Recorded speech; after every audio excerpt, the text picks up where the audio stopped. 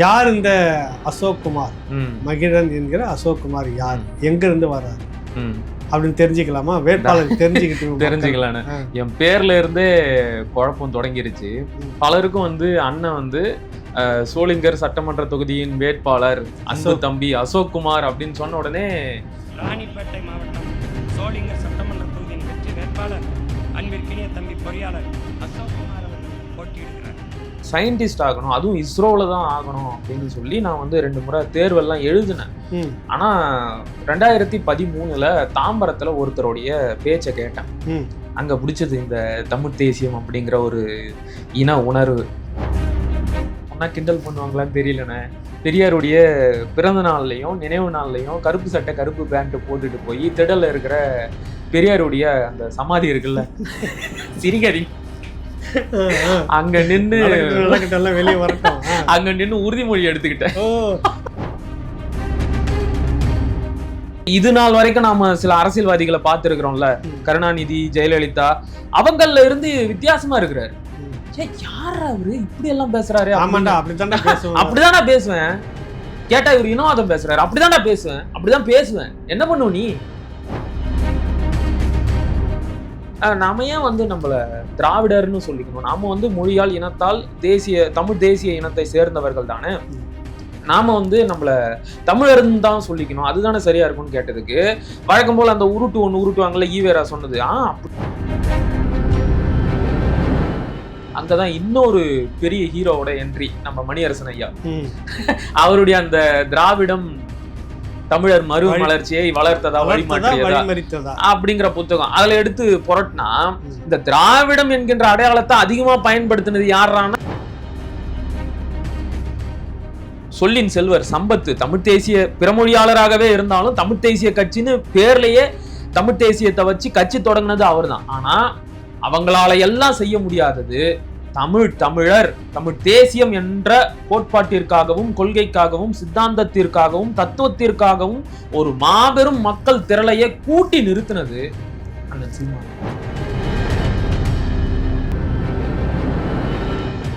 அந்த பிரம்மாண்டத்தை பார்த்து நான் வியந்து போயிட்டேன். அதை விட அண்ணனை நினைச்சு நான் பெருமைப்படுறேன்.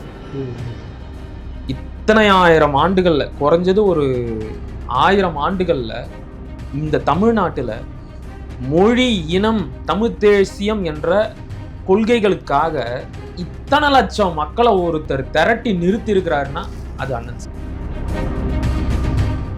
உலகெங்கிலும் உள்ள ராவணா பார்வையாளர்கள் அனைவருக்கும் வணக்கம். நான் ராகவேந்திரன் பன்னீர்செல்வம். ராவணா வலையொலி சார்பில் சில முக்கிய நிகழ்வுகளை முன்னெடுக்க இருக்கிறோம்.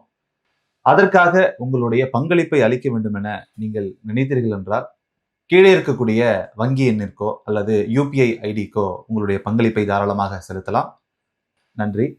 நிகழ்ச்சிக்குள்ள சென்று விடுவோம்.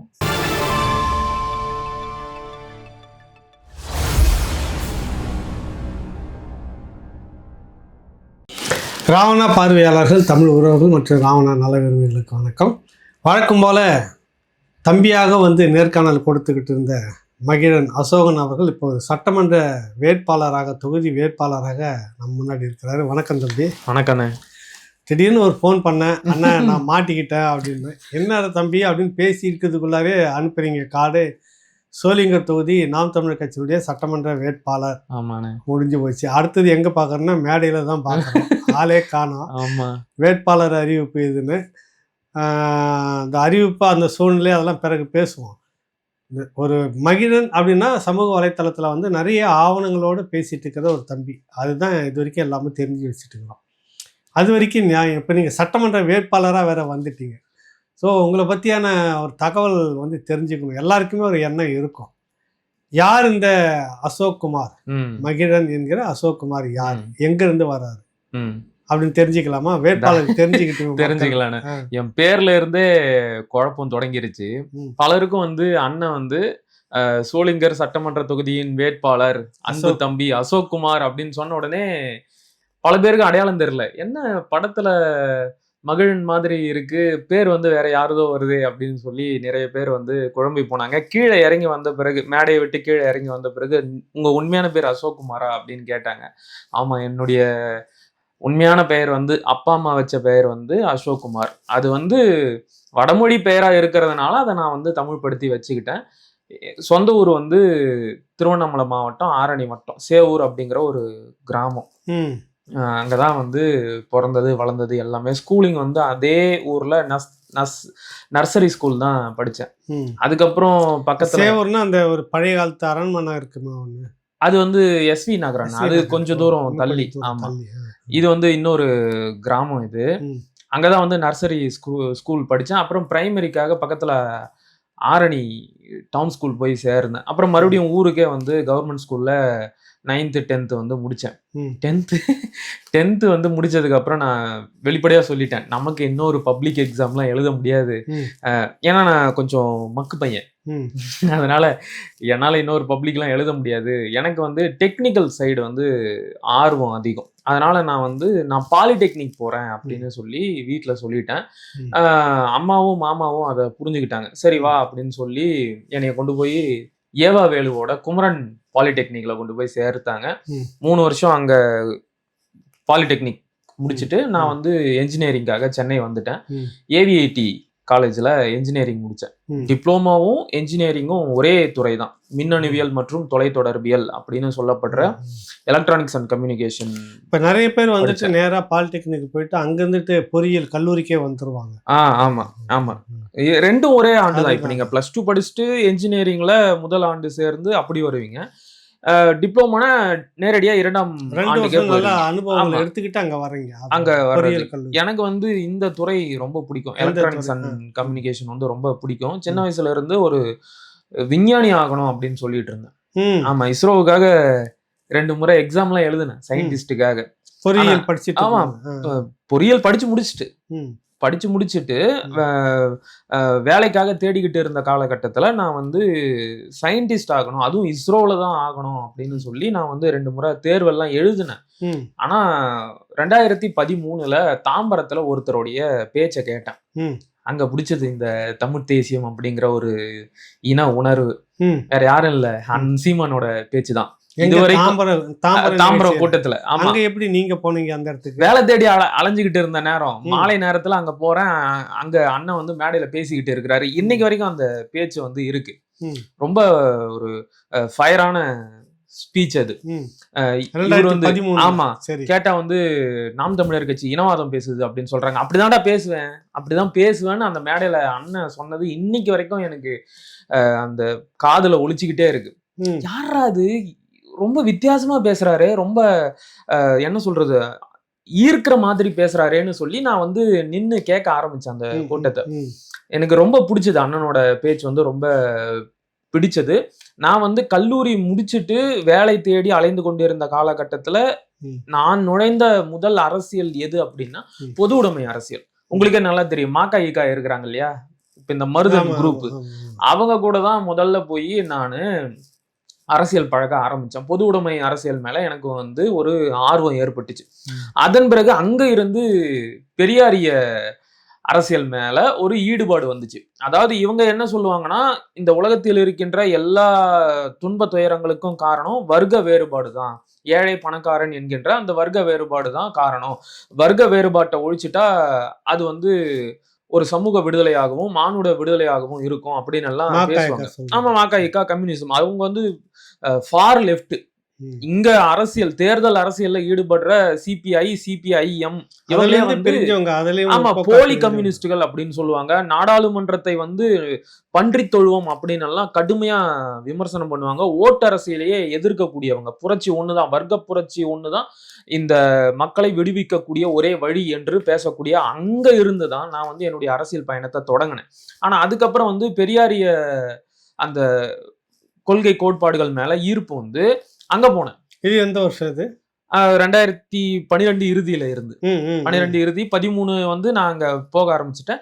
எனக்கு வந்து எல்லாருக்குமே இருக்கிறது தான், பெரியாரை ஒரு இளைஞன் முதலாக, வேணாம் இப்படியே சொல்றேன், ஈவேராவை முதலாக ஒரு இளைஞன் படிக்கும் போது அவனுக்குள்ள வந்து ஒரு என்ன சொல்றது, ஒரு மாதிரியான ஒரு செருக்கு வரும். என்னடா இது இப்படியெல்லாம் யோசிக்க முடியுமா, இப்படியெல்லாம் நம்மளை ஏமாத்தி இருக்கிறாங்களே, இப்படிப்பட்ட புராண கதைகளை எல்லாம் சொல்லி நம்மள வந்து முட்டாளாக்கி வச்சிருக்கிறாங்களே அப்படிங்கிற மாதிரியான ஒரு உணர்வு வந்து பாக்குற எல்லாத்தையும் எடுத்தெறிஞ்சு பேசுறது, எல்லாத்தையும் கிண்டல் பண்றது, அடுத்தவங்களோட கடவுள் நம்பிக்கைய குத்தி பேசுறது, இப்படியெல்லாம் வந்து அந்த அந்த அந்த வயதுக்கே உண்டான அந்த துடுக்குத்தனத்தோட இந்த கோட்பாடு புரிதல்கள் எல்லாம் வந்த உடனே நாமளும் கண்ட மாதிரி பேச ஆரம்பிச்சிருவோம். அப்ப அங்க போன உடனே நமக்கு அந்த ஈவேராவுடைய கொள்கை கோட்பாடுகள் மேல ஒரு ஈர்ப்பு வந்து பெரியார் திடல்லையே சுத்திக்கிட்டு இருப்பேன். அப்ப அவங்க கிட்ட இருந்து வாங்கி படிக்க ஆரம்பிச்சதுதான் அந்த புத்தகங்கள் எல்லாம். 10 ரூபாய்க்கு மலிவு விலை புத்தகங்கள் எல்லாம் போடுவாங்க. மகாபாரத ஆராய்ச்சி, ராமாயண ஆராய்ச்சி, மொழி குறித்து பெரியார், தமிழும் தமிழரும்.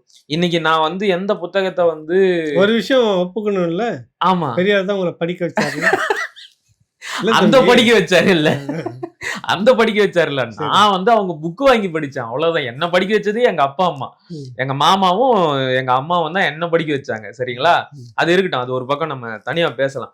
அப்ப நான் அங்கேயே வந்து அதிகமா சுத்திக்கிட்டே இருப்பேன். அவங்களுடைய திடல் நூலகத்திற்கு போய் பழைய ஆவணங்களை எல்லாம் எடுத்து புரட்டி பார்த்திருக்கிறேன். விடுதலை எல்லாம் எடுத்து புரட்டி பார்த்திருக்கிறேன். டேபிள் மேல வச்சிருப்பாங்க, எடுத்து படிச்சிருக்கிறேன். ஒரு இனம் புரியாத ஈர்ப்பு வந்து அதுல இருந்துச்சு. அப்ப அதுல வந்து ஈடுபட ஆரம்பிச்சேன். அப்போ வேற ஒரு புரிதல் வந்துச்சு. இங்க இருக்கிற பிரச்சனைக்கெல்லாம் காரணம் வர்க்க வேறுபாடு மட்டும் கிடையாது, சாதிய ஏற்றத்தாழ்வும் தீண்டாமையும் ஒரு முக்கிய காரணம். இப்ப ஒரே வர்க்க நிலையில இருக்கிற வெவ்வேறு சாதிய சமூகத்தை சேர்ந்தவர்கள் கூட வர்க்கம் என்ற அடிப்படையில ஒண்ணு சேர்றது கிடையாது. இப்ப ஒரு உயர்ந்த சாதியில் இருக்கின்ற ஏழையை எடுத்துக்கும், ஒரு ஒடுக்கப்பட்ட சமூகத்தில் இருக்கின்ற ஏழையை எடுத்துக்கும். இவங்க 2 பேரும் வர்க்க நிலையில ஏழைகள் தான். ஆனா சாதியின் அடிப்படையில இவன் உயர்ந்த சாதி, இவன் தாழ்ந்த சாதி. அதனால இவங்க 2 பேரும் ஒண்ணு சேர மாட்டாங்க. அப்ப இங்க பிரச்சனை வர்க்க வேறுபாடு மட்டும் கிடையாது, சாதிய தீண்டாமையும் இருக்கு. அதனால சாதியை ஒழிக்கணும், அதன் பிறகுதான் வர்க்க விடுதலை ஏற்படும் அப்படின்னு ஒரு புரிதல்ல நான் வந்து பெரியாரிய இயக்கங்களோட இணைந்து, முழுமையா இல்ல, நான் என்னுடைய தனிப்பட்ட ஒரு ஈடுபாட்டுனால அந்த பக்கம் வந்து போய் பயணிக்க ஆரம்பிச்சேன். சொன்னா கிண்டல் பண்ணுவாங்களான்னு தெரியலண்ணே, பெரியாருடைய பிறந்த நாள்லயும் நினைவு நாள்லயும் கருப்பு சட்டை கருப்பு பேண்ட் போட்டுட்டு போய் திடல்ல இருக்கிற பெரியாருடைய அந்த சமாதி இருக்குல்ல, சிரிக்காதீங்க, அங்க நின்னு வெளியே வரட்டும், அங்க நின்னு உறுதிமொழி எடுத்துக்கிட்டேன். கடைசி வரைக்கும் உங்க கொள்கையில பயணிப்பேன் அப்படின்னு எல்லாம் உறுதிமொழி எடுத்துக்கிட்டேன். அப்புறம் தான் அந்த அப்படியும் என்னதான் அது ஒரு பக்கம் இருந்தாலும் பொழப்புன்னு ஒண்ணு இருக்குல்ல, வேலை தேடணும்ல. சரி, அப்போ சின்ன சின்ன வேலைகள் இல்ல. அந்த உறுதிமொழி என்னன்னு எடுப்பீங்க? என்னன்னா உறுதிமொழி என்னன்னு எடுப்பீங்க? கடைசி வரை உங்கள் கொள்கையின் வழி நடப்பேன், சாதி ஒழிப்பு உறுதியா இருப்பேன், பகுத்தறிவு பாதையில் நடப்பேன். பகுத்தறிவு, ஆமா, பகுத்தறிவு பாதையில் நடந்து சனாதன மூட நம்பிக்கைகளை ஒழிப்பேன். எதெல்லாம் பகுத்தறிவு நாங்க கத்துக்கிட்டீங்க? முதல்ல பகுத்தறிவுன்னு அவங்க சொல்லி கொடுத்தது இந்த கடவுளை, ஆமா, கடவுள் நம்பிக்கையை எதிர்த்து பேசுறது, புராணங்கள் இதிகாசங்கள்ல இருக்கிற அந்த முட்டாள்தனமான கருத்துக்களை எதிர்த்து கேள்வி கேட்கறது தான் குறிப்பா மூட நம்பிக்கை ஒழிப்பு அப்படின்னு வச்சுக்குவோமே. ஆனா அது மட்டுமே பகுத்தறிவு இல்லை என்பது இப்ப எனக்கு புரிய வந்துருச்சு. அப்ப இப்படி எல்லாம் நின்னு உரிமொழி எடுத்துக்குவேன். ஒரு போட்டோ இருக்கு, அவன் யாருக்கிட்ட காட்ட மாட்டேன்.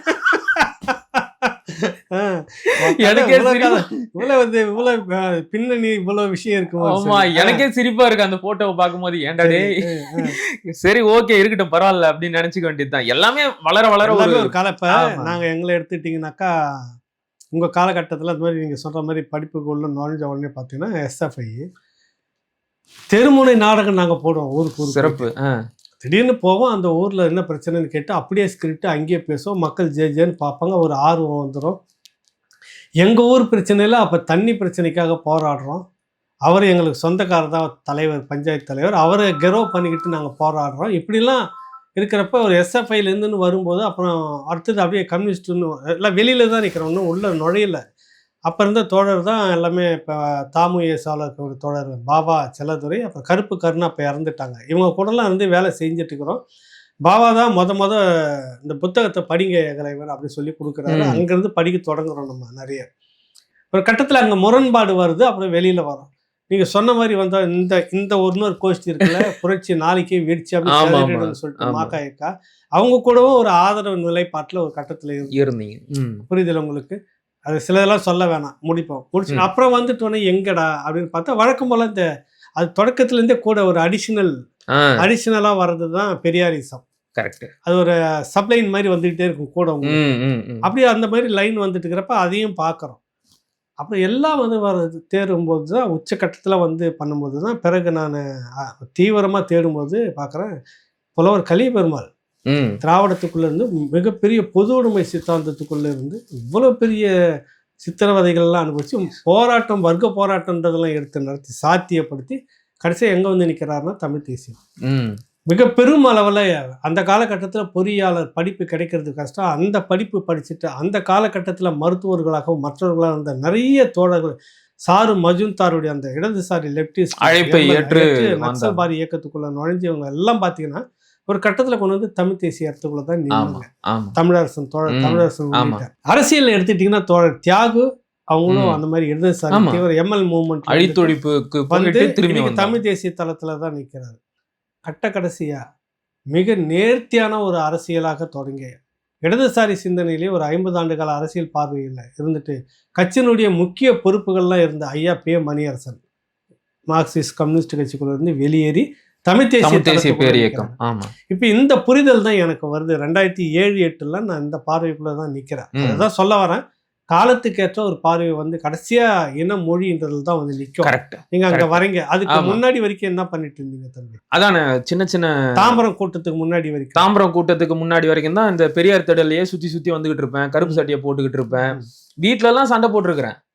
ஒரு முறை வந்து, ஆனா அந்த விஷயத்துல நான் இன்னைக்கும் வந்து உறுதியா தான் இருக்கிறேன்.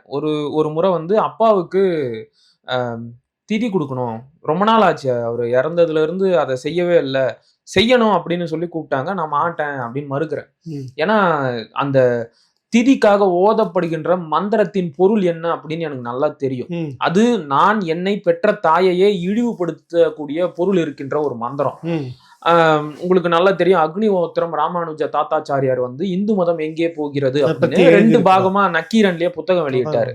அதுல 2வது பாகத்துல இந்த திதி கிரியைக்காக சொல்லப்படுகின்ற மந்திரங்களின் பொருள் என்ன என்பதை பற்றி விளக்கமா சொல்லியிருப்பாரு. அதை நான் படிச்சதுனால எனக்கு வீட்டுல வந்து இந்த மாதிரி அப்பாவுக்கு செய்யணும்பா அப்படின்னு சொன்ன உடனே, முடியாது, நான் செய்ய மாட்டேன், இது என்ன பொருள் தெரியுமா, அப்படியெல்லாம் நான் பண்ண மாட்டேன் அப்படிங்கிறேன். என்னப்பா இப்படியெல்லாம் பண்ற, உங்க அப்பாவுக்கு நீதான்ப்பா பண்ணணும் அப்படின்னு சொன்ன உடனே நான் என்ன பண்ணிட்டேன், அப்படியெல்லாம் பண்ண மாட்டேன், என்னால இதெல்லாம் செய்ய முடியாதுன்னா, அவங்க என்ன பண்ணிட்டாங்க, கோபத்துல முடியாதுன்னா வீட்டை விட்டு வெளில போ அப்படின்னு கிளம்பிட்டேன். துணி பை எடுத்துக்கிட்டு படிக்கட்டி இறங்கிட்டேன். அதுக்கப்புறம் கூப்பிட்டு வந்து ஒரு முறை செய்ப்பா பரவாயில்ல அப்படின்னாங்க. வேண்டா வெறுப்பா அதை செஞ்சு முடிச்சுட்டு அதுக்கப்புறம் நூலகத்துல இருந்து அந்த புத்தகத்தை எடுத்துக்கிட்டு வந்து கொடுத்து, இதை படி, இதனுடைய பொருள் என்னங்கிறத தெரிஞ்சுக்கோ, இதைத்தான் நீ என்ன செய்ய வச்சிருக்கிறன்னு எங்க அம்மாவுக்கே புரிஞ்சுது. ஐயோ இதுக்கு இப்படி ஒரு பொருள் இருக்காப்பா, ஆமா அதனாலதான் வேணான்னு சொன்னேன் அப்படின்னு வந்து அந்த அந்த பெரியாரிய இயக்கங்கள்ல இருக்கும்போது இப்படிப்பட்ட செயல்பாடுகளாலையும் வீட்டுல நிறைய பிரச்சனைகள், சண்டை சச்சரவுகள்லாம் வரும். எங்க மாமாவுக்கு நான் இப்படி இந்த வழியில போறதுல விருப்பமே இருந்தது இல்லை. இவருடைய புத்தகங்களை எல்லாம் படிச்சு டேபிள்ல வச்சுனா முதல்ல இதை படிக்கிறது நிறுத்து, அப்பதான் உருப்பிடுவேன் அப்படின்னுவாரு. சரியான வேலையும் கிடைக்கல. அப்போ கொஞ்சம் கோவத்துல திட்டுவார். அவர் தான் வளர்த்தவர். அவர் இல்லைன்னா இன்னைக்கு அந்த பொறியாளர் இது அப்படி இங்க பேண்ட் சட்டையெல்லாம் போட்டு ஒருத்தன் உட்காந்து இருக்கிறான்ல, அவன் இருந்திருக்க மாட்டான். அப்ப அவரு ஆமா பழனி அம்மாவோட தம்பி, தாய் மாமன் அப்படின்னு சொல்றாங்க இல்லையா, தாய் மாமன் இன்னொரு தாய்க்கு சமானம்னு சொல்லுவாங்க. அதை உண்மையிலேயே நிரூபிச்சு காட்டினது அவர் தான். ஆனா அவருக்கு நான் பெருசா இது வரைக்கும் எதையும் செய்யல. அந்த ஒரு குற்ற உணர்வும் இருக்கு. பேசலாம், வாய்ப்பு கிடைச்சா அதை பத்தி பின்னாடி பேசலாம். அப்போ படிக்க வச்சிருக்கிறோம், ஒரு ஒழுங்கான வேலை கிடைக்கல, இந்த மாதிரி நேரத்துல இவன் இப்படி கம்யூனிஸ்ட் கருப்பு சட்டை ஈவேரான்னு சுத்திக்கிட்டு இருக்கிறான்னு திட்டுவாரு. முதல்ல இதை படிக்கிறத நிறுத்து, அப்பதான் உருப்பிடுவேன் அப்படின்னு சொல்லி கோவமா பேசிட்டு போவாரு. இப்படியாக சண்டைகள்லையும் சச்சரவுகள்லையும் இந்த பெரியார் இயக்கத்துல இருந்துகிட்டு பயணித்து கொண்டு இருந்த போது தாம்பரத்துல ஒரு நாள் மாலையில அண்ணனோட கூட்டம். நான் வந்து வேலை தேடி முடிச்சு பாதியில தான் வரேன். ஒரு தேநீர் கடையில இருந்து தேநீர் குடிச்சிட்டு பாக்குறேன், அங்க பேசிக்கிட்டு இருக்கிறாரு. ரொம்ப என்ன சொல்றது, ஒரு ஃபயரான பேச்சா இருந்துச்சு. அதாவது இது நாள் வரைக்கும் நாம சில அரசியல்வாதிகளை பார்த்திருக்கிறோம்ல, கருணாநிதி, ஜெயலலிதா, அவங்கள்ல இருந்து வித்தியாசமா இருக்கிறாரு. யார் அவரு இப்படி எல்லாம் பேசுறாரு? அப்படிதானா பேசுவேன் கேட்டா இவரு இனவாதம் பேசுறாரு. அப்படிதான்டா பேசுவேன், அப்படிதான் பேசுவேன். என்ன பண்ணுவ நீ? சாதியம் பேசுறாரு எங்க ஐயா ராமதாஸ், கிளிஸ்டியா போய் இப்படியே பேசுறான். அந்த பேச்சு வந்து இன்னைக்கும் இணையத்துல இருக்கும். நான் அதை பார்க்கும் போதெல்லாம் நான் வந்து அண்ணனை மேடையில பார்த்ததுதான் எனக்கு நினைவுக்கு வரும். அப்ப அங்கிருந்து யார் இவரு, இந்த கட்சி என்ன, இவங்களுடைய கொள்கை என்ன, கோட்பாடு என்ன அப்படின்னு தெரிஞ்சுக்க ஆரம்பிக்கிறேன். அங்கதான் தமிழ் தேசியம் என்ற அந்த ஒரு தத்துவத்தின் அறிமுகமே எனக்கு ஏற்படுது. அப்ப நான் என்ன நினைக்கிறேன்னா, திராவிடமும் தமிழ் தேசியமும் இணைஞ்சு பயணிக்கணும், அதுதான் சரியா இருக்கும்னு எனக்குள்ள நானா ஒரு கற்பனை கோட்டையில கட்டி வாழ ஆரம்பிச்சுட்டேன். அப்புறம் இத பத்தி வந்து திராவிட இயக்க தோழர்களோட கலந்துரையாடல் செய்யும் போது நாம ஏன் வந்து நம்மள திராவிடர்னு சொல்லிக்கணும், நாம வந்து மொழியால் இனத்தால் தமிழ் தேசிய இனத்தை சேர்ந்தவர்கள் தானே, நாம வந்து நம்மள தமிழர்னு தான் சொல்லிக்கணும், அதுதானே சரியா இருக்கும்னு கேட்டதுக்கு வழக்கம் போல அந்த ஒண்ணு உருட்டுவாங்கல்ல ஈவேரா சொன்னது, அப்படிலாம் சொல்லக்கூடாது தோழர், இப்ப நாம தமிழர்னு சொல்லிக்கிட்டா பார்ப்பானும் நானும் தமிழ் தான் பேசுறேன், நானும் தமிழ்நாட்டுல தான் இருக்கிறேன், அதனால நானும் தமிழன் தான் சொல்லிக்கிட்டு நம்ம கூட வந்து சேர்ந்துருவான், அதனால நாம நம்மள திராவிடன் தான் சொல்லிக்கணும் அப்படிங்கிறாங்க. ஓகே, இது சரியா இருக்குன்னு நினைச்சிட்டோம். நான் பெருசா ஆராயல, மேலோட்டமா அவங்க படிச்ச கருத்தை அதை அவங்க எடுத்து சொல்றாங்க, அப்படியே எடுத்துக்கிட்டு கடந்து போனேன். அங்கதான் இன்னொரு பெரிய ஹீரோவோட என்ட்ரி, நம்ம மணியரசன் ஐயா. அவருடைய அந்த திராவிடம் தமிழர் மறுமலர்ச்சியை வளர்த்ததா வழிமாற்றியதா அப்படிங்கிற புத்தகம், அதுல எடுத்து புரட்டினா இந்த திராவிடம் என்கின்ற அடையாளத்தை அதிகமா பயன்படுத்தினது யாரானா அது ஆரிய பார்ப்பனர்களாகவும் பிராமணர்களாகவும் தான் இருக்கிறாங்க. அதற்கு ஐயா சில சான்றுகளையும் எடுத்து காட்டுறாரு. அது மட்டும் இல்லாம ஈவேராவை எப்படி அணுகணும், அவர் வந்து ஒரு கருத்தை சொல்லி இருக்கிறாருன்னா அதை வந்து லிட்டரலா அப்படியே புரிஞ்சுக்க கூடாது, அது அவர் எந்த காலகட்டத்துல சொல்லி இருக்கிறாரு, அந்த கருத்தை அவர் சொல்லும் போது அன்னைக்கு அவர் எந்த அரசியல் நிலைப்பாட்டுல இருந்தாரு, எல்லாத்தையும் சேர்த்து பார்க்கணும், அப்பதான் ஈவேராவோட கருத்தை நீங்க முழுசா புரிஞ்சுக்க முடியும் அப்படின்னு ஒரு வழியை காட்டுறாரு. அது நாள் வரைக்கும் நான் படிச்சது எல்லாமே எனக்கு வந்து பிளாங்க் அவுட், சுத்தமா டேய் அப்ப இது எதுவுமே உண்மை இல்லையா அப்படின்னு சொல்லிட்டு மறுவாசிப்பு செய்யறேன். ஐயா சொன்ன வழிமுறையில ஈவேராவை அணுகும் போதுதான் தெரியுது அது ஒரு போலி பிம்பம், ஊதி பெரிதாக்கப்பட்ட ஒரு பலூனு, அந்த பலூனை இவங்க எல்லாம் காப்பாத்தி வச்சுங்கிறாங்க. இங்க வந்து இந்த திராவிட இயக்கங்கள்னு பேருக்கு இருந்தாலும் இவங்களுடைய அரசியல் நிலைப்பாடு என்ன அப்படின்னு தோண்டி போய் பார்த்தா அது திமுக ஆதரவு, இன்னமும் நெருங்கி போய் பார்த்தா அது கருணாநிதி குடும்பத்தின் தலைமையை பாதுகாக்கின்ற மற்ற துணை அமைப்புகள். அதாவது இப்ப இந்த ஒப்பீடுக்கு சில கடவுள் பக்தர்கள் வந்து என்ன கோச்சுக்கலாம், தப்பா நினைச்சுக்காதீங்க, ஒரு ஒப்பீடுக்காக சொல்றேன். சிவபெருமானுக்கு பூதகணங்கள் இருக்கும்ல, அது மாதிரி கருணாநிதி குடும்பத்துக்கு இந்த திராவிட இயக்கங்கள் எல்லாம் பூதகணங்கள் மாதிரி இவங்க எல்லாம் இருந்து வந்து கருணாநிதி குடும்பத்துடைய அந்த ஆதிக்கத்தை அப்படியே பாதுகாத்து வைப்பாங்க. அதற்கு தான் அது இருக்கு. இப்ப கூட அண்ணன் கொளத்தூர்மணியோட திராவிடர் விடுதலை கழகம் மீண்டும் திமுக ஆட்சி வேண்டும் 1000 கூட்டம் நடத்த போறாங்க. இந்த ஆட்சியில தானே வேங்கை வயல் நடந்துச்சு, இந்த ஆட்சியில தானே மேல்பாதி கிராமத்துக்குள்ள ஒடுக்கப்பட்ட சமூகத்தை சேர்ந்த ஆதி தமிழ்குடி மக்கள் கோவிலுக்குள்ள போகாம தடுத்து நிறுத்தினாங்க. அதை எதிர்த்து இந்த அரசு என்ன செஞ்சது, கோவிலை இழுத்து தானே பூட்டுச்சு. இந்த ஆட்சியில தானே நிறைய வந்து சாதிய அப்படின்னு நான் கூட சொல்லல, இதே கூட்டணியில் இருக்கின்ற விசிகாவை சேர்ந்த அண்ணன் ரவிக்குமார் சொல்றாரு, அதிகப்படியான வன்கொடுமை குற்றங்கள் நடந்தது இந்த ஆட்சியில தான், அப்படி குற்றங்கள் செய்தவர்கள் கைது செய்யாமல் இருப்பதும் இந்த ஆட்சியில தான் அப்படிங்கிற கட்சி தலைமையே வந்து கட்சி கொடி கீழே இறக்கிட்டு ஒரு குறிப்பிட்ட சமூகத்தினுடைய அடையாளமா இருக்கிற விடுதலை சிறுத்தைகள் கட்சி அவமானப்பட்டு கொடியை ஏத்த விடலையே, இங்கதானே நடக்குது. இதைத்தான் நீங்க காப்பாத்த போறீங்களா, இதுதான் நீங்க பேசின சாதி ஒழிப்பா, இதுதான் நீங்க பேசின அந்த தீண்டாமை ஒழிப்பா? அப்ப இந்த கோணத்துல இருந்து அணுகும் போது இது ஒரு போலி பிம்பம், இந்த திராவிடம் என்பது தமிழனை ஏய்ப்பதற்கும் ஏமாற்றுவதற்கும் உருவாக்கப்பட்ட ஒரு தத்துவம் அப்படின்னு புரிஞ்சுக்கிட்டு முழுமையா தமிழ் தேசியத்தின் பக்கம் வந்தாச்சு. அதுக்கப்புறம் நான் வந்து கோயம்புத்தூருக்கு போயிட்டேன். நீண்ட நாள் வந்து சென்னையில ஒரு நிலையான வேலை கிடைக்கல அப்படின்னு உடனே கோயம்புத்தூருக்கு போய் அங்க வந்து ஒரு 5 ஆண்டுகள் பணி செய்ய ஆரம்பிச்சேன். அங்க இருந்துகிட்டே கட்சியோட நிகழ்ச்சிகள்ல கலந்துக்க ஆரம்பிச்சேன். கட்சியோட உறுப்பினரா சேரல, கட்சியோட நிகழ்ச்சிகள்ல கலந்துக்குவேன், அங்க இருக்கிற கட்சி உறவுகளை சந்திச்சு பேசுவேன். அப்போ அங்க வந்து கல்யாண சுந்தர அண்ணன் இருந்தாரு, அவரு கலந்துகிட்ட ஒரு கூட்டத்துல போய் பேசினேன். அப்பதான் முதல் தடவையா நான் வந்து ஒரு ஸ்டேஜ்ல நின்று பேசுறேன். கல்யாண சுந்தர அண்ணன் பின்னாடி இருந்தாரு அப்ப அன்னைக்கு கட்சியில இருக்கும்போது. அப்புறம் அங்கிருந்து மறுபடியும் 2021 முதல்ல என்டிகே ஸ்டேஜ்ல என்ன பேசுனீங்க ஞாபகம் இருக்கா? இருக்குண்ணே. நம்ம வந்து முப்பாட்டன் முருகன் அண்ணன் வந்து சொன்ன உடனே இந்த திராவிட இயக்க கோமாளிகள் வந்து அப்ப உங்க முப்பாட்டி வள்ளியா அப்படின்னு நக்கலா கேட்டானுங்க. அப்ப முப்பாட்டன் முருகன்னா அதை ஏன் பேசுறோன்றதுக்கான ஒரு வரலாறு இருக்கு. இப்ப நாம வந்து முருகனை எப்படி அணுகிறோம், நம்மள விட்டுருங்க. இன்றைக்கும் ஈவேராவின் ஆதரவில் இருக்கக்கூடிய ஐயா அறிவுமதி அவர் வந்து தமிழ் முருகன் ஒரு புத்தகம் எழுதியிருக்கிறாரு. அந்த புத்தகத்துல முருகனை வந்து ஒரு அரசனாகவும் ஒரு போர் வீரனாகவும் தன்னுடைய மக்களை காப்பாற்றிய ஒரு மாபெரும் போராளியாகவும் தான் சித்தரிக்கிறார். ஒரு இனத்தின் அடையாளம். அப்ப நம்முடைய இனத்தையும் மக்களையும் காப்பாற்றுவதற்காக போராடி உயிர் நீத்தவர்களை நாம வந்து இன்னைக்கும் வந்து நடுகள் வச்சு வழிபடுற மரபை சேர்ந்தவர்கள். அப்ப இதன் அடிப்படையில நான் வந்து சில ஆய்வுகளை செஞ்சு பார்க்கும்போது அது வந்து சரிதான் அப்படின்னு இருந்துச்சு. நாம வாய்ப்பு இருந்தா அதை பத்தி இன்னொரு நாள் வந்து விரிவா பேசலாம். என்னுடைய நினைவு சரியா இருந்தா திருமுருகாற்று படையில ஒரு வரி வரும், சதுக்கமும் சந்தியும் கந்துடை நிலையினும் அப்படின்னு வந்து ஒரு வரி வரும். முருகா நாங்க வந்து இந்த இடத்துல எல்லாம் உன்னை வழிபடுறோம் அப்படின்னு வந்து அந்த பாடல்ல ஒண்ணு வரும். அது என்னன்னா, சதுக்கம்னா 4 தெரு கூடுற இடம் வந்து சதுக்கம், 3 தெரு சந்திக்கிற இடம் சந்தி. அது மாதிரி கந்துடை நிலையினும் அப்படின்னு ஒண்ணு வரும். கந்து அப்படின்னா அது வந்து பாத்தீங்கன்னா ஒரு மரக்கழி, ஒரு மர துண்டை வெட்டி நட்டு வச்சு வணங்குவாங்க. இதுதான் பிற்காலத்துல சிவலிங்கமாவும் பரிணாமம் அடைஞ்சது. கன்றாப்பூர் அப்படின்னு சொல்லிட்டு ஒரு ஊர் இருக்கு தமிழ்நாட்டுல. அது வந்து பாடல் பெற்ற தலம். அப்பர் வந்து அந்த தலத்தின் மீது பாடல் பாடி இருக்கிறாரு. கன்றாப்பூர் நடுத்தறியில் காணலாம் அண்ணலே அப்படின்னு சொல்றாரு. அந்த கன்றாப்பூர் நடுத்தறி அப்படின்னா நான் இப்ப சொன்னேன் இல்லையா, மரக்கழி, அதை வந்து நட்டு வழிபடுவாங்க. அதுதான் பிற்காலத்துல அந்த இடத்துல சிவலிங்கமாகவும் மாறி இருக்கு. இப்ப இது கந்து அப்படின்னா இன்னொரு வகையில பார்த்தா அது வந்து ஒரு நடுகள் தான். சோ முருகன் என்பவன், முருகனுக்கு கந்தன் ஒரு பேர் இருக்கா?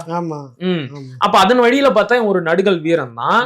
எங்க இனத்துக்காக போராடினவனா நாங்க முப்பாட்டன்னு சொல்றதுல எந்த தவறும் இல்லைன்னு அந்த மேடையில நான் பேசினேன். சிறப்பா இருந்துச்சு தம்பின்னு அண்ணன் கல்யாண சுந்தரம் கூட அன்னைக்கு சொல்லியிருந்தாரு. அப்ப இவனுங்க இப்படி எல்லாம் பேசுறான், நக்கல் அடிக்கிறானுங்கல்ல, இவ்வளவுதான் இவனுங்க அறிவு.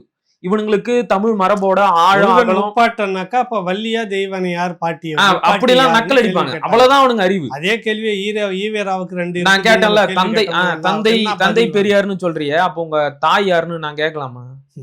நான் கேட்டது இல்ல, கேட்கலாம். அவ்வளவுதான் அவங்க.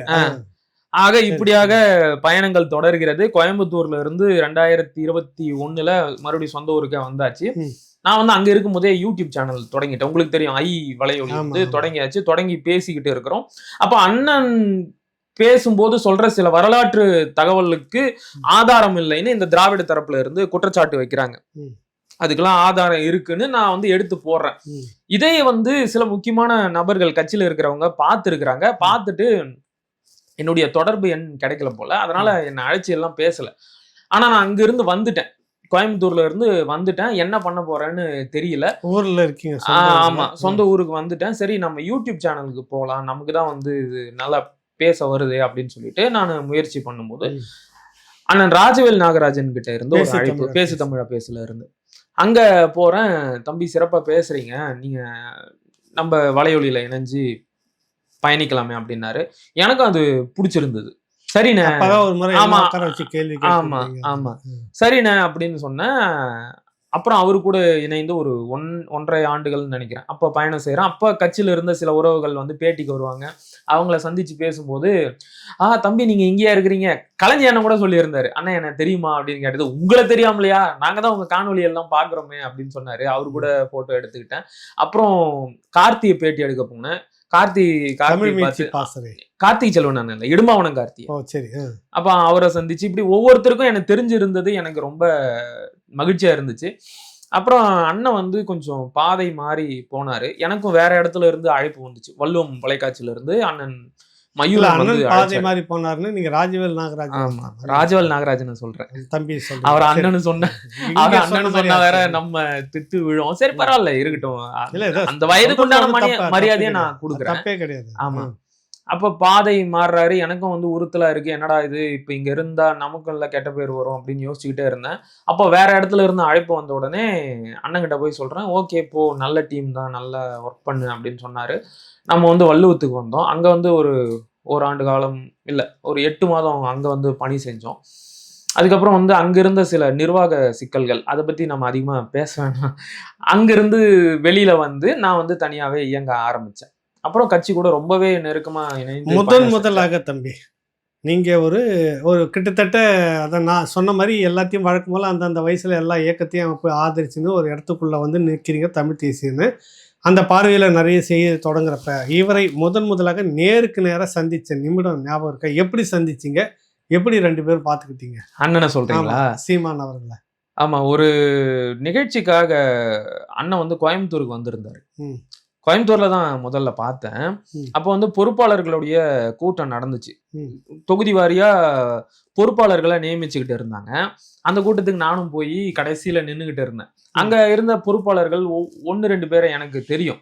அவங்க கிட்ட சொல்லி, ஆமா அண்ணனை பாக்கணும்னு அப்படின்னு சொல்ல, சரி தம்பி இந்த கூட்டம் நடக்குது வந்துருங்கன்னாங்க. பொறுப்பாளர்களை எல்லாம் அண்ணன் நியமிச்சுட்டு மேடையில இருந்தாரு. அப்போ எல்லாத்தையும் முடிச்சுட்டு போகும்போது பக்கத்துல போய் அண்ணனை பார்த்தேன். அப்போ சொன்னாரு, தம்பி பேர் வந்து அங்கேயே உண்மையான பேர் தான் சொன்னாங்க, அசோக் குமார் அப்படின்னு சொன்னாங்க. வலையொலி தொடங்கின பிறகுதான் நம்ம மகிழன்னு வந்து அடையாளத்துக்கு வந்தேன். ஏன்னா வடமொழி பேரா பயணிக்கிறதுல எனக்கு விருப்பம் இல்லை, அதனால நான் அதை மாத்தினேன். அங்க சொல்லும் போது தம்பி பேரு அசோக் குமார் அப்படின்னு சொன்னாங்க.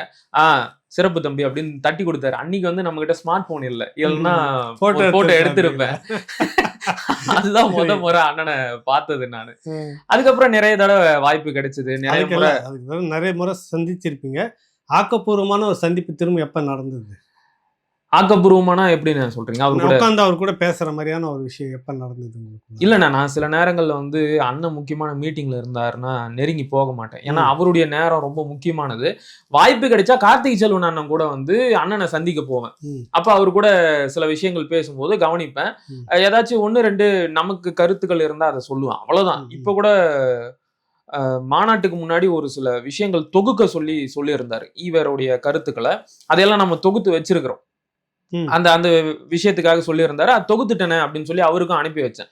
சிறப்படா இதை இந்த தலைப்புல வெளியிடலாம் அப்படின்னு சொல்லி வச்சிருக்கிறாரு. அது ஒரு அணுகுண்டு மாதிரின்னு வச்சுக்கோங்களேன். அது வெளில வரும். அது வரும்போது தெரியும். இப்படி அதாவது வந்து அண்ணனை நெருங்கி போய் அவருடைய முக்கியமான நேரத்தை நான் எடுத்துக்க விரும்பல. அதனால கார்த்திகை செல்வன் அண்ணன் கூட போகும்போது சில நேரங்கள்ல நான் அவர் போய் பார்ப்பேன். மத்தபடி கட்சி அலுவலகத்துல வந்து தமிழ் பாசறை. ஆமா, சில நேரங்கள்ல சில நேரங்கள்ல கட்சி அலுவலகத்துல எப்படி குறுக்க மறுக்க ஓடிக்கிட்டு இருக்கும்போது கண்ணுல போடுவேன். பார்த்து ஏதாவது கேட்பாரு.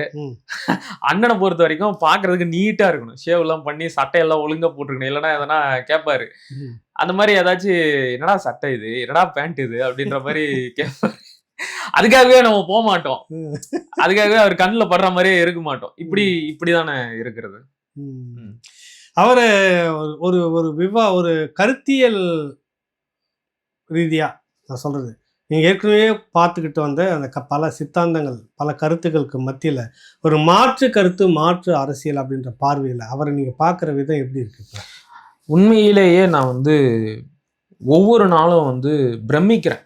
குறிப்பா வந்து இந்த நம்ம தமிழ் தேசிய திருவிழா, இந்த மாநாடு நடந்து முடிஞ்சது இல்லை, அதனுடைய பிரம்மாண்டத்தை, அதான் நம்முடைய மாற்றத்திற்கான மக்களின் மாநாடு, அந்த பிரம்மாண்டத்தை பார்த்து நான் வியந்து போயிட்டேன். அதை விட அண்ணனை நினைச்சு நான் பெருமைப்படுறேன். இத்தனை 1000 ஆண்டுகள்ல, குறைஞ்சது ஒரு 1000 ஆண்டுகள்ல இந்த தமிழ்நாட்டுல மொழி இனம் தமிழ் தேசியம் என்ற கொள்கைகளுக்காக இத்தனை லட்சம் மக்களை ஒருத்தர் திரட்டி நிறுத்தி இருக்கிறாருன்னா அது அண்ணன் சீமான் மட்டும்தான். இதுக்கு முன்னாடி நிறைய தலைவர்கள் பேசி இருக்கிறாங்க, நான் வந்து மறுக்கல. ஐயா மாப்போசி பேசியிருக்கிறாரு, இவரு நம்ம சொல்லின் செல்வர் சம்பத்து தமிழ் தேசிய பிறமொழியாளராகவே இருந்தாலும் தமிழ் தேசிய கட்சின்னு பேர்லயே தமிழ் தேசியத்தை வச்சு கட்சி தொடங்கினது அவர் தான். ஆனா அவங்களால எல்லாம் செய்ய முடியாதது தமிழர் தமிழ் தேசியம் என்ற கோட்பாட்டிற்காகவும் கொள்கைக்காகவும் சித்தாந்தத்திற்காகவும் தத்துவத்திற்காகவும் ஒரு மாபெரும் மக்கள் திரளையே கூட்டி நிறுத்தினது அண்ணன் சீமான் தான். அதாவது ஆதித்தனார் கூட ஒரு இயக்கத்தை கொண்டு வந்தார், கட்சியை கொண்டு வந்து ஒரு ஆர்கனைஸ் பண்ணாரு. இப்படியான ஒரு பிரம்மாண்டத்தை நோக்கி நகர முடியல. ஆமா, வழக்கமான நெருக்கடி சோதனைகள் அதுல இருந்து விட்டா போதும் தப்பிச்சு போய் அவரு கட்சியில இணைஞ்சிட்டாரு. அதை விட 100 மடங்கு நெருக்கடி அவதூறு நம்ம பார்த்திருக்கோம் சமகாலத்துல.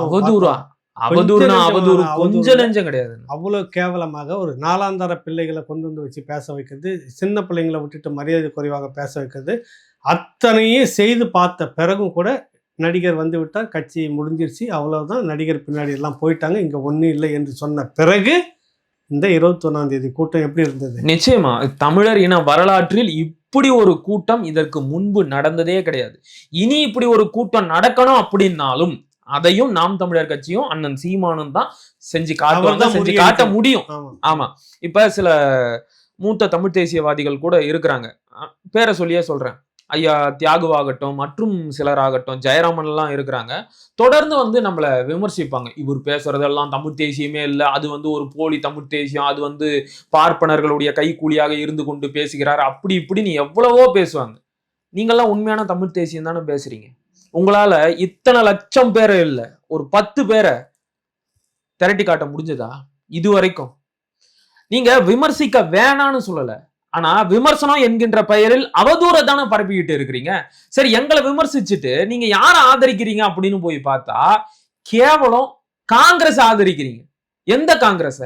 நம்முடைய இனத்தை கொன்றொழித்த சிங்கள பௌத்த பேரினவாத இராணுவத்திற்கு பணம் கொடுத்து, ஆயுதம் கொடுத்து, எல்லா விதமான உதவிகளையும் கொடுத்து பக்கபலமாக இருந்த அந்த காங்கிரஸ் கட்சியை இன்னைக்கு நீங்க ஆதரிக்கிறீங்க. கேட்டா அவங்கதான் வந்து மதவாதத்திற்கு எதிராக இருக்கிறாங்க, பாஜகவிற்கு எதிராக இருக்கிறாங்க அப்படிங்கிறீங்க. எந்த விதத்துல வந்து காங்கிரஸ் பாஜகவிற்கு மாற்றா இருக்கு?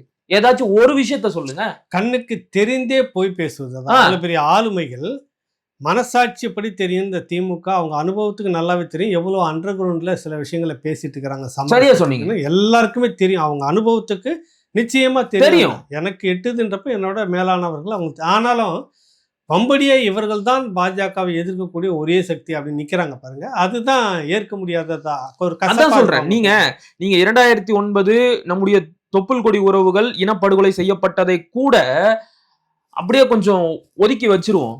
இந்த காங்கிரஸ் கட்சி இந்த கொடுமையை மட்டுமா நம்முடைய இனத்துக்கு செஞ்சது? 38 மொழி போராட்டத்திலே ஆகட்டும், 65 மொழி போராட்டத்திலே ஆகட்டும், எத்தனை நூற்றுக்கணக்கான தமிழர்களை துப்பாக்கி குண்டுகளுக்கு இரையாக்குச்சு இந்த காங்கிரஸ் கட்சி தானே. ஆனா வெக்கமே இல்லாம திமுகவும் அதனுடைய அன்றைய தலைவராக இருந்த ஐயா கருணாநிதியும் தான் பதவி பணத்துக்காக ஆசைப்பட்டு காங்கிரஸ் கட்சி கூட கூட்டணி வச்சாங்கன்னா உங்களுக்கு என்ன வந்துச்சு? நீங்க தான் தமிழ் தேசியம் பேசுற ஆட்களாச்சேப்பா. நீங்க எதுக்காகப்பா போய் இப்ப இந்தியை திணித்து தமிழர்களை சுட்டு கொன்ற காங்கிரஸ் கட்சிக்கு ஆதரவு தெரிவிக்கிறீங்க? மொழிப்போர் 400க்கு மேற்பட்டவர்களை சுட்டு குருவி மாதிரி அங்க சுட்ட மாதிரி இங்கே சுட்டு பேர் இருக்கலாம்னு இன்னொரு கணக்கு இல்ல. குறைஞ்சது அன்னைக்கு இந்த மாதிரியான விவரங்கள்லாம் இல்லை, 1000 பேரை தாண்டி இருக்குன்னு தான் நம்ம ஐயா மூத்த மதிவாணன் ஐயெல்லாம் போய் பார்த்து நேர்ல பேசும்போது சொல்ற கணக்கு. அது 1000க்கு மேல இருக்கும். எல்லாம் இன்னைக்கு மாதிரி விவரம் வச்சுட்டு தேடிட்டு இருக்கிற மாதிரி வசதி அன்னைக்கு இல்லை ஏகலைவன் அப்படின்னு சொன்னாரு. இப்படி படுகொலை செய்த அந்த காங்கிரஸோடவே கூட்டணி வச்சுக்கிறத நியாயப்படுத்தி பேசுறவங்க இப்படி ஆந்திராவிலேயோ கர்நாடகாவிலேயோ காங்கிரஸ் கட்சிக்கு ஒரு கொடூரமான பின்புலம் இருந்திருந்தா அந்த மாநிலத்திலிருந்து அந்த கட்சி மொத்தமாக துடைத்து அழிக்கப்பட்டு இருக்கும். ஆனா இங்க இவ்வளவு கொடுமைகள் செய்த பிறகும் கூட அந்த காங்கிரஸ் கட்சியை தன்னுடைய முதுகில் தூக்கி சுமந்து அதற்கு உயிரூட்டி உரமூட்டி வளர்த்து கொண்டு இருப்பது இந்த திமுக. அதற்கு நீங்க ஆதரவு தெரிவிக்கிறீங்கன்னா நீங்க தமிழ் தேசியவாதியே கிடையாது, நீங்களாம் தமிழ் இன துரோகிகள். இப்ப ஒண்ணு வேணா, காங்கிரஸ் கட்சி ஆட்சி அதிகாரத்துல பங்கு கேக்குது இல்லைன்னு, அதுல இவங்களுக்கு எல்லாம் உடன்பாடா? ஆகும்னா ஒரு பெருமை பேசுவாங்கல்ல. 1967 அறிஞர் அண்ணா அவர்கள் இந்தியாவிலேயே முதல் முறையாக ஒரு தேசிய கட்சியான காங்கிரஸ் கட்சியை ஆட்சியிலிருந்து அகற்றிவிட்டு மாநில கட்சியான திமுகவை ஆட்சிக்கு கொண்டு வந்தார் அப்படின்னு எல்லாம் சொல்லுவாங்கல்ல. 67 ஆட்சியில இருந்து போன காங்கிரஸ் கட்சி இன்னைக்கு கொல்லப்புறம் வழியாக ஆட்சியிலும் பங்கு அதிகாரத்திலும் பங்கு அப்படின்னு கேட்டுக்கிட்டு தமிழ்நாட்டுக்குள்ள நுழைய பாக்குறோம். அதுல உங்களுக்கு உடன்பாடு இருக்கா? பேசணும், வெளிப்படையா அவங்க பேசணும். அப்ப இத்தனை நாட்களாக நாம பேசிக்கிட்டு இருந்த மாநில சுயாட்சி என்பது அர்த்தமற்று போகுது. காங்கிரஸ் கட்சிக்கு மாநில சுயாட்சியில உடன்பாடு உண்டா? இல்ல. அப்புறம் எப்படி நீங்க வந்து அந்த கூட்டணி ஆதரிக்கிறீங்க? காங்கிரஸ் கூட அதிகாரத்துல 10 வருஷம் கூட்டணி வச்சிருந்தப்போ கேட்கல. புரியுதுல உங்களுக்கு? இப்பதான் கடிதம் எழுதுறாரு. தேர்தல் வந்த உடனே முதலமைச்சர் இப்ப கடிதம் எழுதுறாரு. முன்னாடி ராஜமன்னார் கமிட்டின்னு ஒண்ணு போட்டது அவங்க அப்பா காலத்துல, அப்படி தூக்கி கடப்புல போட்டாச்சு. போட்ட பிற்பாடு 10 வருஷம் காங்கிரஸ் கூட கூட்டணி இருந்தாரு, 5 வருஷம் பாஜக கூட கூட்டணி இருந்தாரு. அப்பெல்லாம் விட்டு இப்போ ஒரு கடிதம் வந்து அவருடைய வாரிசு எழுதுது. அதான் ஐயா பே மணியரசு சொல்றாரு, தமிழர்களை எழுத்து பிழைப்பதை எழுத்து பிழைக்கிற அந்த தொழில் அவங்களுக்கு ஒரு பரம்பரை தொழிலாகலை இவன் பேட்டி கொடுத்துருக்கிறாரு. ஆமா அப்ப கருணாநிதி செய்ததை மகன் ஸ்டாலின் செய்வான், நாளைக்கு பேரன் வந்து உதயநிதி ஸ்டாலின் செய்வான், செய்வாரு. இன்னொரு பேரன் இன்பநிதியும் செய்வான். தமிழன்னா அவ்வளவு இலக்காரம் அவனுக்கு அப்படின்னு இப்படியே பேசியிருக்கிறாரு. அதான் சொல்றேன், இன்னும் எத்தனை காலத்துக்கு தமிழர்களை இப்படியே ஏமாத்திரலாம் அப்படின்னு வந்து முடிவு பண்ணி இருக்கிறீங்க. அத திராவிடர்கள் செய்யறாங்க, அது அது அவங்களுடைய வழக்கம் புத்தி. அப்படி உங்களுக்கு என்ன தமிழ் தேசியம் சொல்லிக்கிட்டு நீங்க காங்கிரஸையும் திமுகவையும் ஆதரிக்கிறீங்க? ஒரு நாள் அதை பத்தி நம்ம விரிவா பேசலாம். இப்ப வந்து முடிவுக்கு வந்துடுறோம். இறுதியான ஒரு கேள்வி, கடைசியா ஒரு கேள்வி. ஆனா நான் மாட்டிக்கினேன்னு அப்படி சொன்னா சிரிக்கிறாரு. நான் மாட்டிக்கினேன் அப்படின்னு கடைசியா எனக்கு போன் அடிச்சுங்க. மாட்டிக்கினேன்னு எனக்கு ஏதோ சிக்கல், என்னவோ தம்பிக்கு என்ன தம்பி இல்லைண்ணா அண்ணன் என்ன வேட்பாளரா அறிவிக்க போறாருன்னு அப்படின்னு. அறிவிக்க போறாரா? இப்போ மாட்டிக்கிட்டியா என்னன்றல அந்த சூழ்நிலை எப்படி அமைஞ்சது, எப்படி பிடிச்சாருன்னு டக்குன்னு நீங்க என்ன டக்குன்னு எல்லாம் பிடிக்கலன்னு. இந்த சில நாட்களுக்கு முன்னாடி வேட்பாளர்களுடைய கூட்டம் வந்து அண்ணன் சீமானுடைய தலைமையில இங்க வடபழனியில நடந்துச்சு. உங்களுக்கே நல்லா தெரியும். எல்லா தொகுதி வேட்பாளர்களும், அறிவிக்கப்பட்ட வேட்பாளர்களும் வந்திருந்தாங்க. ஆனா சில குறிப்பிட்ட தொகுதிகளுக்கான வேட்பாளர்கள் வந்து தேர்வு நிலையில இருந்தாங்க. சரியான அப்பயே வந்து சொன்னாங்க, தம்பி நீங்க தான் வேட்பாளர். அன்னைக்கு தொகுதி சொல்லல, நீங்க வந்து வேட்பாளரா தேர்வு பட்டியல் இருக்கிறீங்க அப்படின்னதுக்கு, இன்னைக்கு கிண்டல் பண்றதுக்கு உங்களுக்கு ஆளே கிடைக்கலையா அப்படின்னு வந்து நான் சொல்லிட்டு அதை விட்டுட்டேன். சரி ஏதோ கிண்டல் பண்றதுக்கு சொல்றாங்க அப்படின்னு சொல்லிட்டு நானும் விட்டுட்டேன். மாநாட்டுக்கு கிளம்பி போறதுக்காக கார்த்திகை செல்வன் நான் வீட்டுக்கு போறேன். அப்போ ஒரு அழைப்பு வருது, நீங்க தான் தம்பி சோளிங்கர் தொகுதியோட வேட்பாளர். என்னையா அப்ப சீரியஸா தான் சொன்னீங்களா தேர்வு பட்டியல என் பேர் இருக்கு அப்படின்னு? சரி அப்படின்னு சொன்னதுக்கு பாக்யராஜ் அண்ணன் தான் போய் சொல்லியிருக்க, பரிந்துரைச்சிருக்காரோ என்னன்னு தெரியல. ஏன்டா இன்னுமாடா அவனை விட்டு வச்சிருக்கிறீங்க, சீக்கிரம் அவனை இதுவெல்லாம் வாங்கி அனுப்புங்க அப்படின்னு சொல்லி பார்த்துட்டு ஓகே பண்ணிட்டாரு, நீங்க தான் வேட்பாளர் சரி அப்படின்னு வந்து சொல்லிட்டாங்க. அப்ப கூட நான் நம்பலனே, நானா இருக்காது அப்படின்னு தான் வந்து சும்மா கிண்டல் பண்றாங்க, ஏதோ ஓட்டுறதுக்காக சொல்றாங்க அப்படின்னு சொல்லிட்டு நான் விட்டுட்டேன். நான் புறப்பட்டு வந்து அண்ணன் கார்த்திகை செல்வனோட கார்ல போயிட்டு இருக்கும்போது பக்கத்து தொகுதி அரக்கோணம் தொகுதியோட வேட்பாளர் தம்பி ராஜேஷ்குமார் வந்து போன் பண்றாரு. அண்ணே மகிழ்ச்சிண்ணே, வாழ்த்துக்கள்ண்ணே, நீங்க தான் வந்து சோளிங்கர் தொகுதியோட வேட்பாளரா அப்படின்னு. உடனே என்னடா சொல்றீங்க, உண்மைதானா? நான் சொல்றேன், தம்பி நானா இருக்காது, ஏதோ தவறு நடந்திருக்கும், அதனால உறுதிப்படுத்தாம எதையும் பேச வேணாம் தம்பி அப்படின்னு. உடனே அவரு வருத்தப்பட்டு போனை வச்சுட்டாரு. பக்கத்துல கார்த்திகை செல்வன் அண்ணா புடிச்சு திட்டுறாரு, ஏன்டா உனக்கு ஒருத்தன் வாழ்த்து சொல்றான், மேல் இடத்துல இருந்து வந்த உத்தரவு, நீ என்னன்னா அதை மதிக்காம இப்படி எல்லாம் பேசிக்கிட்டு இருக்கிற, தப்பு தம்பி அப்படிங்கிறாரு. என்ன எப்படி பேசுறாங்களே, உண்மைதான் போல அப்படின்னு ஒரு குழப்பமான மனநிலையிலே நான் வந்து அங்க போயிட்டு வேலை செஞ்சுக்கிட்டு இருக்கிறேன். எங்க போயிட்டேன்? திடலுக்கு போயிட்டேன். திடலுக்கு போயிட்டு திருச்சியில சொல்றீங்க? திருச்சி மாநாட்டு திடலுக்கு போயிட்டேன். அங்க இருந்துதான் எனக்கு அண்ணா மாட்டிக்கிட்டு அங்க இருந்துதான் போன் பண்ணீங்களா? ஆமா, இந்த பக்கம் வந்து அண்ணன் நாங்க அப்ப கிட்ட வந்துட்டோம். ஆமா, கார்த்திகை செல்வன் அண்ணன் வந்து பதாகைகளை ஒழுங்குபடுத்திக்கிட்டு இருக்கிறாரு, நான் இந்த பக்கம் ஒழுங்குபடுத்திக்கிட்டே இருக்கிறேன். போய் ஒரு நாள் வந்து அதுக்கப்புறம் அது பேச்சே இல்லை. மறுநாள் வந்து பொறுப்பாளர்களே வந்துட்டாங்க. பொறுப்பாளர்களே வந்து, தம்பி நீங்க தான் பொறுப்பாளர்கள் யாராவது சொல்லுங்க, சோளிங்கர் தொகுதி பொறுப்பாளர் அண்ணன் பீட்டர் வெஸ்லி, அப்புறம் தம்பி ராஜ்குமார் எல்லாரும் வந்துட்டாங்க. தம்பி நீங்க தான் வேட்பாளர். நான் மறுபடியும் சொல்றேன், அண்ணா நானா இருக்காதுன்னு இன்னும் உறுதிப்படுத்தல, அதனாலதான் தம்பி நான் இன்னும் குழுவுல கூட போடல, நீங்க வருத்தப்படாதீங்க, உறுதிப்படுத்தப்பட்ட தகவல் வந்த உடனே நான் குழுவுல போட்டுருவேன் அப்படின்னு. ஆனா நீங்க வேட்பாளரா வர்றது எங்களுக்கு மகிழ்ச்சி அப்படிங்கிறாங்க. சரி ஓகே தம்பி, நாளைக்கு தகவல் வந்துரும், வந்த உடனே நம்ம தொகுதி மக்கள் ஒரு 500 பேருக்கு மேல வர்றதா இருக்கிறாங்க, அவங்க முன்னாடி ஒரு 5 நிமிஷம் நீங்க பேசி அவங்களுக்கு நம்பிக்கை கொடுங்க அப்படிங்கிறாரு. ரைட்டு, முடிவா பண்ணிட்டாங்க போலயே அப்படின்னு. சரி முடிவா பண்ணிட்டாங்க போலயே அப்படின்னு நினைச்சுக்கிட்டு நான் போயிட்டு அதுக்கப்புறம் என் வேலையை பார்க்க ஆரம்பிச்சிட்டேன். பதாகையெல்லாம் ஒழுங்குபடுத்தியாச்சு. அன்றைக்கு மாலையில போன் வருது, நீதான் டீட்டெயில்ஸ் கொடு, பேரு, கல்வி தகுதி, பிறந்த தேதி எல்லாத்தையும் கொடு அப்படின்னு கேட்க, போட்டோ கொடு அப்படின்றாரு. நான் இந்த ஸ்டைல எல்லாம் போட்டோ எடுத்ததே கிடையாது. பழைய போட்டோ ஒண்ணு இருந்துச்சு, பேசு தமிழா பேசல இருக்கும்போது அடையாள அட்டைக்கு ஒரு புகைப்படம் எடுத்திருப்பேன், அந்த போட்டோவை நான் அனுப்பி வச்சுட்டேன். சரி இதுதான் முடிவுனா அப்புறம் அதை மறுக்க முடியாது, ஏன்னா அண்ணன் சொல்லிட்டாரு, அப்புறம் நாம மறுத்து பேசுறதுக்கு எதுவுமே இல்லை அப்படின்னு சொல்லிட்டு அப்புறம் ஒரு மாதிரி குழப்ப நிலையிலே நான் இருந்துட்டேன். என்ன பண்ண போறோம், வேட்பாளரா நமக்கு தலையும் புரியாது வாழும் புரியாது, நம்ம இத்தனை நாளா ஒரு ரூமுக்குள்ள இருந்துகிட்டு வீடியோ பேசிட்டே இருந்துட்டோமே, கள அரசியல்ன்றது டோட்டலா வேற, என்ன பண்ண போறோன்னு தெரியலேன்ற குழப்பத்திலே அம்மாவுக்கு போன் பண்ணி சொல்றேன். எங்க அம்மாவுக்கும் ஒன்னும் புரியல, என்னப்பா நிஜமா தான் சொல்றேன், நீ வேட்பாளரா அப்படின்னு. கிண்டல், நீ எல்லாம் வேட்பாளரா அப்படிங்கிற மாதிரி இருந்துச்சு. நான் அந்த அம்மா வேட்பாளர், எனக்கும் ஒன்றும் புரியல, சொல்லிட்டாங்க, என்னால மறுக்க முடியாதுமா அப்படின்னு. நம்ம கிட்ட ஏதுப்பா காசு, எங்க அம்மாவுக்கு அந்த கவலை. ஏமா கம்முன்னு இருமா, முதல்ல நான் எப்படி வேட்பாளர் ஆனேனே எனக்கு தெரியல, நீ காசுக்கு போயிட்டேன் அப்படின்ட்டு நானும் புலம்பிட்டு, நான் அப்புறம் பேசுறேன் வைமா அப்படின்னு சொல்லிட்டு, நான் அடுத்து யாருக்கு சொல்றது ஒண்ணுமே தெரியலண்ணே, சத்தியமா தெரியல, எனக்கு பிளாங்க் ஆயிருச்சு எனக்கு. ஏன்னா எனக்கு ஒரு நாளைக்கு முன்னாடிதான் உறுதிப்படுத்தி இருக்கிறாங்க, தேர்வு நிலையில இருந்து சொல்லிட்டாங்க, எனக்கு 4 நாளைக்கு முன்னாடியே உறுதிப்படுத்தி இருக்கிறாங்க. நான் தான் தெரியாம வந்து இல்ல இல்ல இல்ல மறுத்துக்கிட்டே வந்திருக்கிறேன். அப்புறம் டீட்டெயில்லாம் கேட்ட உடனே தான் நாம தான் போல, அப்ப நீ சொன்னது உண்மைதானா அப்படிங்கிற மாதிரி எனக்கு தோணுச்சு. அப்புறம் வந்து பொறுப்பாளர்கள் எல்லாம் மகிழ்ச்சியா ஏத்துக்கிட்டாங்க, அவங்களும் தெளிவா தான் இருந்திருக்கிறாங்க. கடைசி வரைக்கும் குழப்பிட்டு இருந்தது நானா இருக்காதுன்னு. எனக்கு யாருகிட்ட சொல்றதுன்னே தெரியல. எனக்கு சட்டுன்னு உங்க ஞாபகம் தான் வந்துச்சு, அண்ணன் கிட்ட சொல்லுவோம் என்ன பண்றாருன்னு. எனக்கு இல்ல, எனக்கு வாய்ப்பு வர்றது ஒன்றும் பெரிய விஷயம் இல்லை. நான் எடுத்தோன்னு அதை சொல்ல, நல்லது தம்பி, வாழ்த்துக்கள், இறங்கி கலக்கல வாங்க நம்ம பண்ணலாம் அப்படின்னு சொன்னீங்க.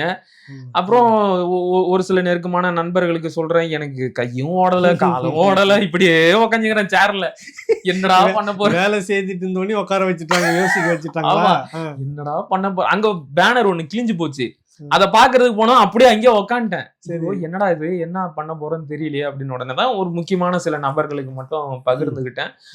அப்புறம் நான் தான் உறுதியாச்சு, சரி வெள்ளை சட்டை போட்டு தான் மேடையில ஏறணும் அப்படின்னு. உடனே சரி வான ஒரே ஒரு வெள்ளை சட்டை மட்டும் எடுத்துட்டு வந்துடலான்ட்டு கார்த்திக் செல்வன் நான் கூப்பிட்டு போறேன். அவர் வந்து திருச்சியிலே ஒரு துணி கடைக்கு போறோம், அவருதான் வந்து நீ இரு அப்படின்னு சொல்லிட்டு எடுத்த வெள்ளை சட்டைக்கு காசு கொடுத்து வாங்கி கொடுத்தாரு. அவரு வாங்கி கொடுத்த வெள்ளை சட்டை தான், ஒரு அண்ணன் மாதிரி பக்கத்துல இருந்து எல்லா நம்பிக்கையும் கொடுத்து இப்போ வரைக்கும் பாத்துக்கிறது அவருதான். ஆமா கார்த்திக் செல்வன். எதனா தப்பு பண்ணா கண்டிப்பாரு, நல்ல ஒரு அனுபவசாலி. ஆமா அவர்கிட்ட நான் தான் மனசு விட்டு சொன்னேன், காசுலாம் இல்லைண்ணே, நான் என்னன்னா உன்னை அப்படியே விட்டுருவோம், நீ ஏன் புலம்புற, போய் உன் வேலையை பாரு, களத்துல இறங்கி வேலை செய்யறது தான் உன் வேலை, உனக்கு கொடுத்ததை நீ செய், சரியா, உனக்கு என்ன தேவைங்கிறத நாங்க பாத்துக்குவோம், யாரையெல்லாம் கட்சி கை விட்டுறாது, அறிவிச்சிருக்கிற எங்களுக்கு தெரியாதா என்ன செய்யணும்னு, போய் வேலையை பாரு, அந்த வேலையை மட்டும் பாருன்னாரு. நேற்றைக்கு தொகுதி பொறுப்பாளர்களோட ஜூம் மீட்டிங்ல இணையதளத்துல மீட்டிங்ல அட்டன் பண்ணி எல்லா பொறுப்பாளர்கள் கூடயும் ஒரு அறிமுகத்தை ஏற்படுத்திக்கிட்டேன். தொகுதி சார்ந்து அந்தந்த பகுதி சார்ந்து என்னென்ன பிரச்சனைகள் இருக்கு அப்படின்னு சொல்லுங்க, நம்ம அதற்கேத்த மாதிரியான பரப்புரை திட்டங்களை வடிவமைக்கலாம் அப்படின்னு சொல்லியிருந்தேன். ஒன்னும் தொகுதிக்கு நேரடியா போலன்னு, நாளைக்கு தான் வந்து தொகுதி பொறுப்பாளர்கள் இங்க நேரடியா வராங்க, சந்திச்சு ஒரு தேதி குறிச்சுட்டு நம்ம அங்க இடம்லாம் பார்த்து வச்சுட்டாங்க, நம்ம பொட்டி பொடிக்கெல்லாம் கட்டிட்டாங்க, போக வேண்டியதுதான், அங்க போய் தங்க வேண்டியதுதான், அங்க இருந்து பணி செய்ய வேண்டியதுதான். எனக்கு தெரிஞ்சு இந்த வார இறுதியில நம்ம தொகுதிக்கு போய் வேலையை தொடங்குறோம். இப்படியாக நான் தொகுதி வேட்பாளர், இப்ப அந்த தொகுதி சட்டமன்ற உறுப்பினர் காங்கிரஸ் கட்சி, அது வேற ரொம்ப வசதியா இருக்கு, கூட்டணியில ஒதுக்குனது. சட்டமன்றத்துல இது வரைக்குமே வந்து ஒரு 3 முறை தான் அவர் பேசி இருக்கிறதா சரியான ஒரு களமா தான் இருக்கும். நம்ம அடுத்த முறை அங்க களத்திலே சந்திப்போம். சரிண்ணே, நன்றி, வணக்கம்.